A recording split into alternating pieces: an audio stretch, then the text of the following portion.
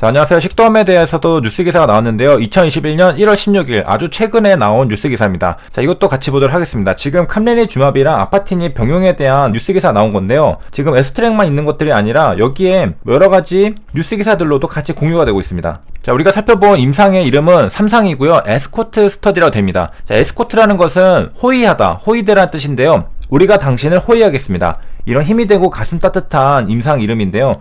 여러 제약사에서 진행하는 임상 이름들만 찾아서 읽어보기만 해도 굉장히 마음이 따뜻해지는 그런 느낌을 받을 수가 있겠습니다. 자, 그래서 에스코트 스터디고요. 세컨드 라인으로 세팅을 했습니다. 그 다음에 이제 어떻게 복용을 하느냐, 캄레니주마브는 정맥주사를 해야 됩니다. 그래서 2주마다 200mg씩을 넣었다고 하고요. 아파티닙은 알약으로 되어 있잖아요. 우리가 간단하게 먹을 수가 있습니다. 그래서 입으로 매일 250mg씩 먹었다라고 되어 있습니다. 4주 사이클로. 자, 그래서 이제 프라이머리 엔드포인트가 ORR이 나왔고, 세컨더리 엔드포인트가 OS, PFS, DCR 이렇게 보기로 했습니다. 그래서 컷오프 데이트가 언제냐? 2020년 11월 16일자로 잘랐고요. 46명의 환자가 9개의 병원, 사이트에서 임상이 진행이 되었습니다. 자, 이 46명 중에 38명이 남자니까 굉장히 높은 비율로 남성이 많다라는 것을 알 수가 있습니다. 자, 그 다음에 이제 나이대를 보니까 63세가 중간값 나이고요. 레인지는 48세에서 72세라고 볼 수가 있겠고요. 자, 그 다음에 이제 암이 어느 정도 진행이 됐는지 보니까 림프절 전이가 35명이 있었습니다. 그러니까 46명 중에 35명이니까 11명 빼고는 거의 다 림프절 전이가 있었다는 것. 그러니까 보통 이제 1기는 딱 그 부위만 있고 2기 넘어가면서부터 림프절 전이가 있거든요. 그럴 경우에 2기, 3기, 4기부터는 이제 림프절 전이가 있는 겁니다. 그렇기 때문에 굉장히 많은 사람들이 림프절 전이가 있다. 그 다음에 폐가 9명, 간이 8명이 있었습니다. 그러니까 이 사람들은 다른 장기까지 침범이 되어 있기 때문에 이것은 4기입니다. 말기라는 뜻이죠. 자, 암의 병기에 대해서 간단하게 복습을 하기 위해서 가져왔는데 폐암 비소세파를 가져왔습니다. 자, 1기 같은 경우에는요, 일단은 크기가 작죠. 3cm, 뭐 3에서 5cm 요렇게 되어 있고, 1기는 림프절 전이가 없습니다. 자, 2기를 넘어가면서부터는 림프절 전이가 있죠. 그 다음에 림프절 전이가 없다 하더라도 직정이 커지면은 2기로 칩니다. 그 다음에 이제 4기 같은 경우에는 뭐 당연히 림프절 전이도 있고 다른 장기로 전이가 되어 있는 경우에 4기가 됩니다. 그러니까 한마디로 1기는 림프절 전이가 없다, 2기는 림프절 전이가 있다, 그리고 4기에는 다른 장기로 전이가 있다라는 것입니다.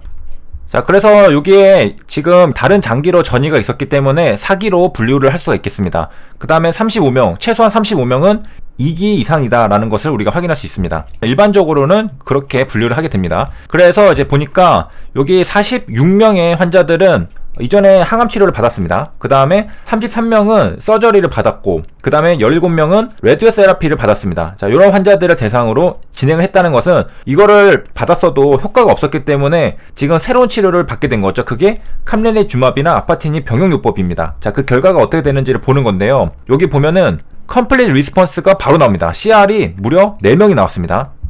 아파티닙 캄레니주마 병용요법에서는 CR이 굉장히 많이 나옵니다. 종종 나오고, 이제는 CR이 없는 게 어색하죠. 그 정도로 이제 우리가 많이 볼 수가 있겠고요. 자, ORR 같은 경우에는 이제 30명의 평가 가능한 사람들, 그러니까 나머지는 어떤 조건이 안 되기 때문에 평가를 할 수가 없었습니다. 30명을 대상으로 43%가 ORR이 나왔고, 4명이 CR이고, 9명이 PR, 15명이 SD가 나왔습니다. 그 다음에 이제 PFS랑 OS를 보러 가면요, PFS는 4.07이 나왔습니다. 그 다음에 OS 같은 경우에는 3개월 OS, 6개월 OS, 9개월 OS, 우리가 소라페니 플러스 테이스 볼 때도 6개월 OS 이런 걸 봤죠. 그래서 퍼센트로 봤습니다.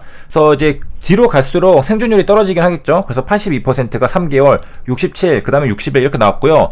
그 다음에 PFS도 여기 보면은 3.75, 그 다음에 not available이라고 나와 있습니다. 이게 아마도 컷오프 기간이 11월 16일이라 가지고 자, 그런 것 같은데요. 여기에 임상시험 번호가 있습니다. 자, 이거를 검색해서 들어가면은 이렇게 임상시험에 대한 정보를 볼 수 있는데요. 자, 처음에 포스티드 된 게 2018년 11월 9일이었습니다. 그러니까 임상 컷오프 기간 2년 전이죠. 자, 그런데 요게 처음에 포스트 됐다고 해서 바로 시작되는 게 아닙니다. 여기 보면은 스터디에 액추얼 스터디 스타트 데이트가 있죠. 실제로 임상이 시작하는 시간이 있죠. 2019년 12월 5일입니다. 그러니까 등록은 2018년 11월에 됐는데 실제 시작은 2019년 12월 5일.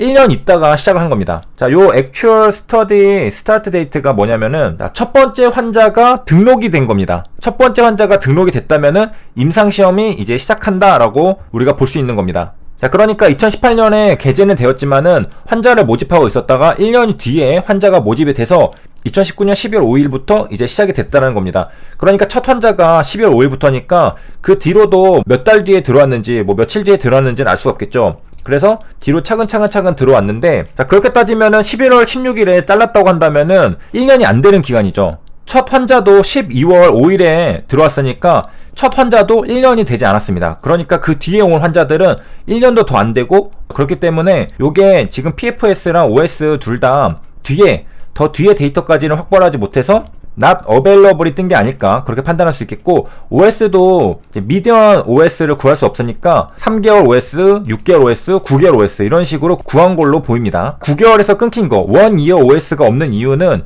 지금 첫 환자가 들어온 지도 1년이 되지 않았기 때문에 최대치가 9개월이라는 거죠. 그렇기 때문에 이렇게 61.5% 9개월만 된 거고, 만약에 1년이 넘었다면은 1year OS도 넣는 게 상식적이죠.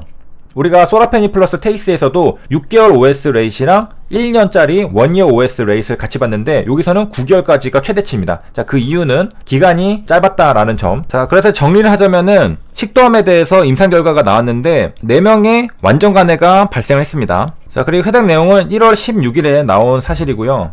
자, 그 다음에 이제 초콜릿 컨섬션이랑 스트로크, 뇌졸중 위험에 대해서 연관성을 한번 보도록 하겠습니다. 초콜릿이 브레인 인퓨전을 촉진한다고 했었잖아요. 뇌로 가는 혈액의 흐름을, 혈류의 흐름을 자극한다고 했습니다. 그런 배경 지식하에 초콜릿을 먹는 거랑 이 스트로크랑 어떤 연관이 있는지 보겠습니다. 바이든의 아들이 이 스트로크가 발생했었다가 브레인 캔서로 사망을 했었죠. 자, 그래서 보니까 프로스펙티브로 해서 코호트 스터디를 했습니다. 자, 그래서 이제 퀘스처네어로 진행을 했고, 이제 팔로업 기간은 10년 동안 추적을 했습니다. 자, 그렇게 해서 이제 결과를 보니까 어떻게 나왔느냐, 이 피험자 수는 37,000명입니다. 자, 그리고 그 중에서 이제 1995개의 뇌졸중 케이스를 확인했고요. 자, 이것들은 이제 각각 요렇게 세부적으로 나눌 수가 있겠고, 자, 우리가 알고 싶은 것은, 그래서 초콜릿을 먹으면은 뇌졸중을 뭐 낮춰주느냐 높여주느냐, 그걸 알고 싶은 건데, 자, 여기 보면은 우리가 저번 시간에 배웠었던 RR이 나왔습니다. Relative Risk라고 해서 우리가 OR이랑 RR 공부할 때 나왔죠. 자, 이걸 보니까 0.81이 나왔습니다. 그리고 CI 0.73에서 0.90, 95%. 자, 그래서 결과는 뭐냐?